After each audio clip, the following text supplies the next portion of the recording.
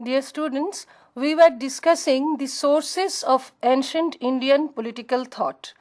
Of these sources, two are most important. The first one is the archaeological sources and the second one is the literary sources. We have already discussed the archaeological sources in detail. Today we will be discussing the literary sources. Before we begin a detailed discussion of the literary sources, let me tell you that 3 points should be mentioned while discussing the literary sources. First one is that normally we say that history begins with literary sources.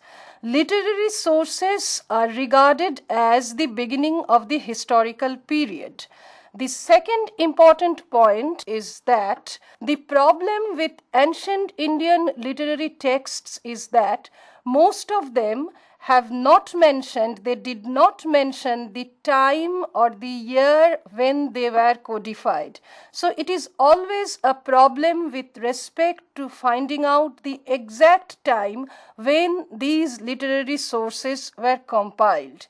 Particularly, this is a problem with our Vedic tradition, which were not written or codified during the time when they were compiled. They were codified much later, and from the evidences of other elements associated with the Vedic tradition, scholars have pointed out that they happen to be the earliest literary sources of ancient India. The third important point is that a particular text was not written by a particular person. For instance, if I give you the illustration of Mahabharata, we find that at the initial period there were 800 verses in the Mahabharata, which was not called Mahabharata at that time. It was called Jaya, means the victory in connection with a warfare. Later on, several more verses were added to it. It became Bharata, consisting of 24,000 verses, which indicated that it was a story of a particular tribe or clan called Bharata. While later on, many more verses were added to it and it became Mahabharata, consisting of 100,000 verses. So, the Mahabharata was compiled over a period of time by several authors, although the authorship was particularly attributed to Krishnodvaipayan Vedavyas, who appeared to be, however, a mythical figure. Now, we will discuss the various literary sources that are connected with ancient Indian political thought. For the convenience of our discussion, these may be categorized under several heads. 1. The Vedic tradition. 2. The Shastra literature or the Shastra tradition. 3. The literary texts. 4. The epics and the Puranas. 5. The semi-biographical texts. 6. Texts on astronomy and astrology. 7. Texts on agriculture and economy. 8. The Jain texts. 9. The Buddhist texts. 10. The texts belonging to the South India or the Deccan, to be precise. And finally, 11. The foreign accounts, that is the accounts given by the foreign travelers. Let me discuss each of these sources in a detailed manner. First, the Vedic tradition. By Vedic tradition, we mean particularly the 4 Vedas, the Rig, the Sama, the Yajur and the Atharva, and the various Upanishads. Now, the Rig Veda is considered to be the first written document belonging to ancient India. It is believed that it was written during the time from 1500 to 1100 BC, and the other Vedas followed the compilation of the Rig Veda. However, it is to be noted that all the Vedas and the Upanishads were primarily spiritual and religious in tradition. They used to give us the kernel of what is later known as the Hindu philosophy or Hinduism. But the social and the political history from which we can create an ancient Indian political thought is not so pronounced in the Vedic tradition, excepting perhaps the Atharva Veda, where various kinds of rituals, sacrifices, that is the yagyas, have been mentioned. From this, we come to know that the kings during that period used to perform various rituals and sacrifices, principally to bring the adjoining territories under his control and to bring welfare and happiness to his subjects. So, apart from the Atharva Veda, the entire Vedic tradition is not so important so far as the social and political history of ancient India is concerned. Perhaps the more important source are the Shastra tradition. By Shastra tradition, we principally mean the three kinds of Shastras. The first one is the Dharma Shastra, the second one is the Artha Shastra, and the third one is the Kama Shastra. By Dharma Shastra, we principally mean the books and the sources which were legal in character or which were legal writings. Dharma Shastras principally consist of two kinds of sources. One is the Dharma Sutras and the second is the Smriti tradition or the Smriti literature, which is believed to be consisting of 18 Smritis written in different periods of time. The Dharma Sutras or the legal writings are very important so far as the concept of justice is concerned, the dispensation of justice, the way justice was delivered by the king, the way legal disputes were brought to the royal court, and the way the people who became guilty or who were found to be guilty received punishments from the kings. So the Dharma Sutras were principal sources so far as the construction of the social and political history of ancient India is concerned. Within the Shastra tradition, that is within the Dharma Shastras, we also include the different Smritis. The earliest of these Smritis was codified by Manu, which is called Manu Smriti. The Manu Smriti is very important so far as the construction of the structured Hindu society is concerned.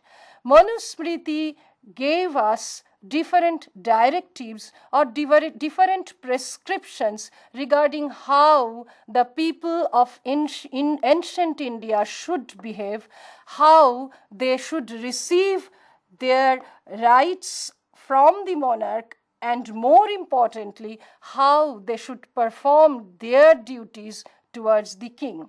However, there were also other Smritis written later in the period of time, like the Smriti of Yagyavalkya, the Smriti of Brihaspati, the Smriti of Narada, and so on. So, this is principally the Dharma Shastras consisting of the Dharma Sutras on the one hand and the Smriti literature on the other. Within the Shastra tradition, next comes the Artha Shastra. The Artha Shastra of Kautilya is the most important of this tradition. The Artha Shastras in general codify the economic and the trading aspects of the state.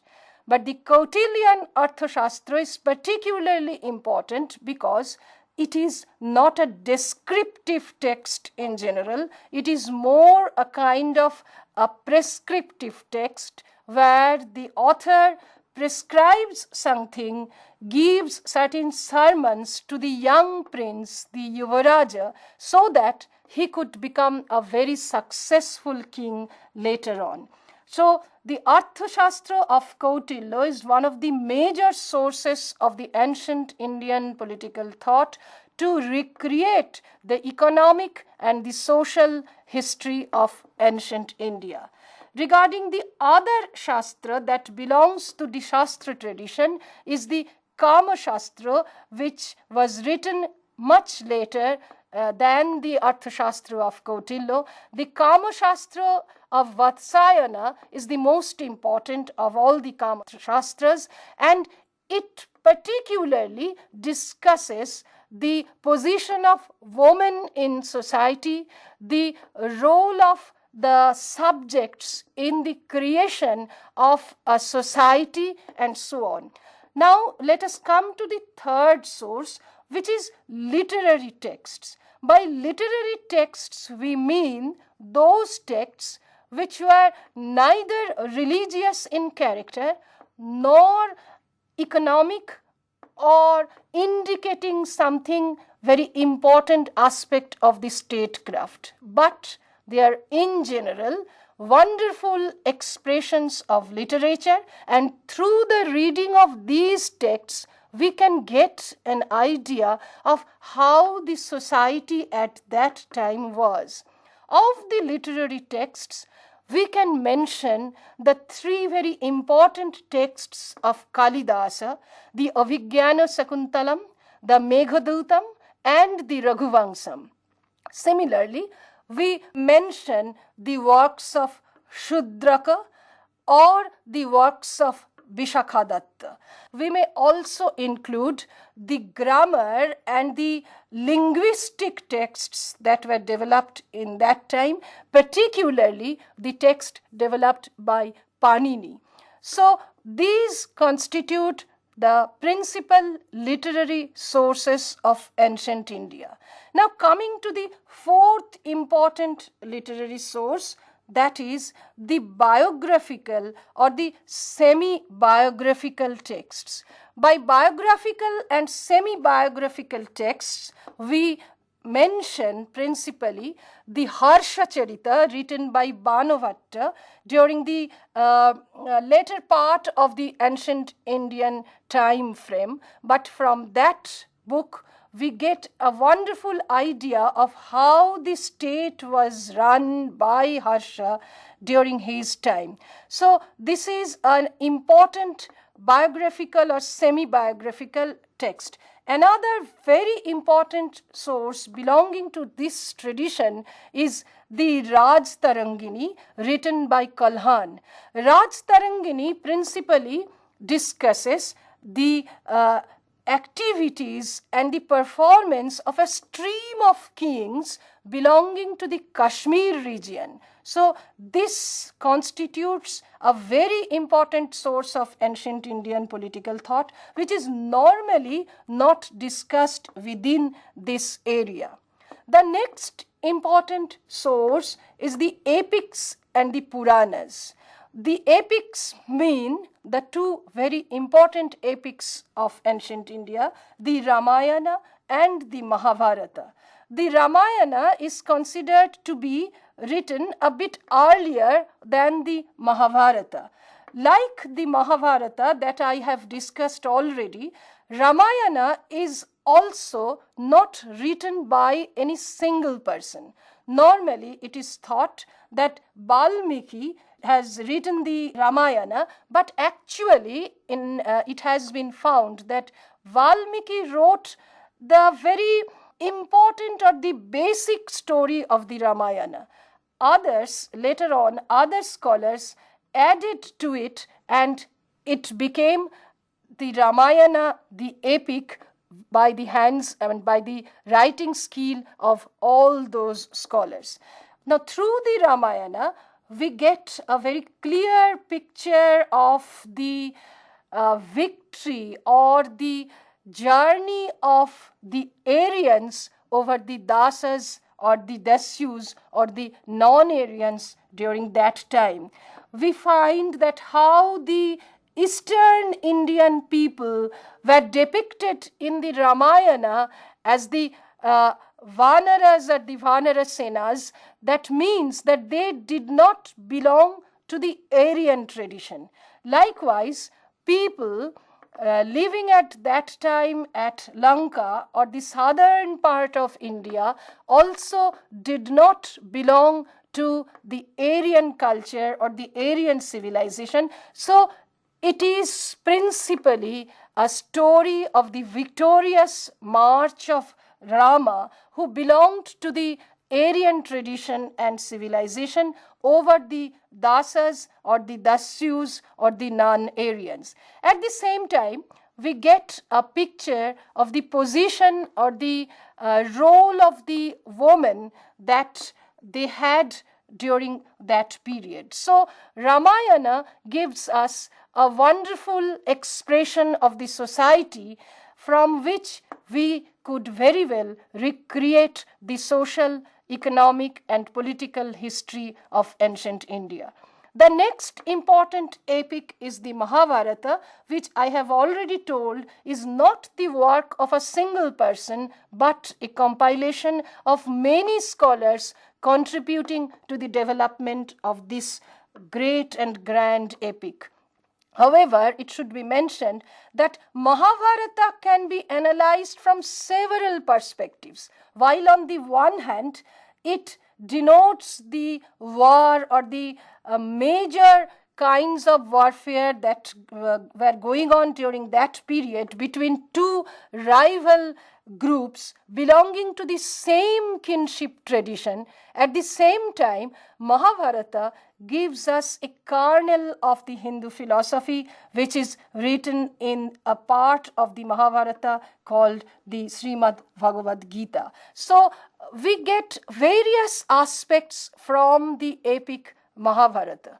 Apart from the epics, the Puranas also used to give us various aspects of ancient Indian political thought, and the Puranas, like the Smriti literature, are considered to be consisting of 18 parts, or there are 18 Puranas from which we used to get different dimensions of the ancient Indian society. Next, we come to the texts on astronomy and astrology.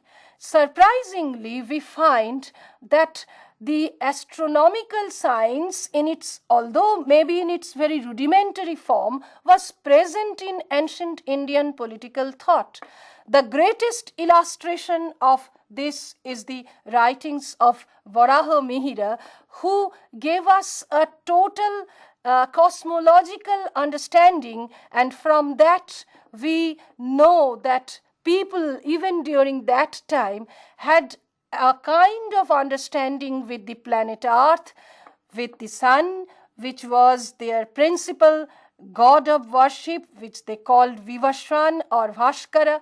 But from an overall understanding, we find that the astronomical aspects of the knowledge was quite present to the people even at that time.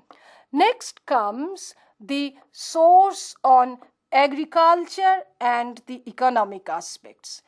The agriculture and the economic aspects can be found from the books like Krishi Parashara, which was written a bit later during the later part of the ancient period, almost touching the Middle Age, but still we find that people during the 8th and 9th century AD were quite competent to develop a very advanced kind of agriculture, which definitely gave a boost to the economic resources of their state, of their polity, and of their existence. We may now turn to the literature of the South or the Deccan. Principally, the Sangama literature constitute the literature of the South. Actually, within the Tamil region during the ancient period, there were several assemblies of poets which were referred to as the Sangama assemblies, and from those assemblies, the poets, they used to give their commentaries on the statecraft, on the polity, on the economy, and on the social fabric, particularly of the Tamil region, or the region which we call the Dakshinatya or the Deccan. So this constitutes the literature of the Deccan. Next comes the Jaina tradition. Now we all know that Jainism evolved in India, criticizing the Varnashram Dharma of ancient India, which again was derived from the Vedic tradition. The Jainas, they criticized the severe casteism and the social stratification that Indian society had during that time. So the Jaina texts revealed these things, and they mentioned that how the society could come out from those strict casteist scriptures by following the teachings and the preachings of Lord Mahavira. The most important Jaina texts are called the Agama literature, and within these texts we find various kinds of informations, not only religious or prescriptive, but about the condition of the people who were downtrodden, in the sense that who belonged to the lowest strata of the caste hierarchy, who were the untouchables, the kind of treatment that the upper castes or the upper varnas they used to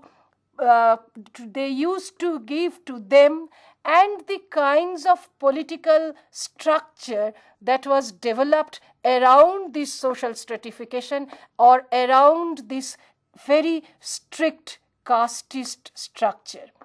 Now next comes the Buddhist tradition or the Buddhist literatures. By Buddhist tradition, we mean the texts and the literature that evolved out of the preachings of Buddha and Buddhism. As we all know that like Jainism, Buddhism also evolved to eradicate the social evils and the strict casteist social stratification that were in fact inherent in the Vedic tradition. So Buddhism appealed to the common people and had a quality of equality that it wanted to prescribe to all. Here it should be mentioned that in the Vedas we find the Sanskrit language, which is in fact called the Devabhasha, meaning thereby that it was spoken, written, and followed by the people belonging to the upper stratum of the society, that is the Brahmanas mostly, and the Kshatriyas and the Vaishyas to an extent. So when Jainism and Buddhism later on challenged the Vedic principles and recommendations, they also thought that Sanskrit should not be followed in their preachings. So they in fact started to document their preachings and teachings in Prakrit and in Pali. The Jain texts were mostly written in Prakrit, while the Buddhist texts were mostly written in Pali. The Buddhist texts were basically three in number: the Sutta Pitaka, the Vinaya Pitaka, and the Abhidhamma Pitaka. The Sutta Pitaka consisted of the preachings and teachings of Buddha. The Vinaya Pitaka consisted of the rules and regulations that were to be followed by the monks who became an important part of Buddhism. And finally, the Abhidhamma Pitaka consisted of ideals and principles that were to be followed by the common people. Now, within the Sutta Pitaka, two Pitakas are most important. One is the Dighanayaka and the other is the Khuddaka Nayaka. Now, the Dighanayaka talks about the economic and the trading aspects of the people engaged in that time. So, from Dighanayaka, we get an idea of the economic and social history of that time. On the other hand, the Khuddaka Nayaka, that in fact consisted of the Jatakas or the Jataka stories, which consisted or constituted an important aspect of Buddhism as a spiritual philosophy. Now, finally, we come to the accounts of the foreign travelers, which is normally described as the foreign accounts within these literary sources. Now, of these foreign accounts, the most important are basically three. One is the account of Megasthenes, who visited the court of Alexander at that time, and his writings, we know it is the Indica, and from there we get to know the picture of India belonging to that particular time, that is the something around the pre-Mauryan, early Mauryan period. On the other hand, the two other major foreign accounts came a bit later. One is that of Fahian, the early 5th century AD, and the other is the writings of Huensang belonging to the 7th century AD. So these foreign accounts help a lot in constructing and reconstructing ancient India for two very important reasons. One is that they were not written from within, that is, they were not written by Indians who might have some kind of bias in their writings, but these foreign travelers with a distant eye, that is from outside, have written India, which we may call to an extent an authentic representation. And the second is that these accounts or these travelogues were not confined to a very particular region or within a very narrow region. They encompassed a large region, and from that we get to know the various activities belonging to ancient India and spreading over a comparatively large area. So these all constitute the literary sources of ancient Indian political thought.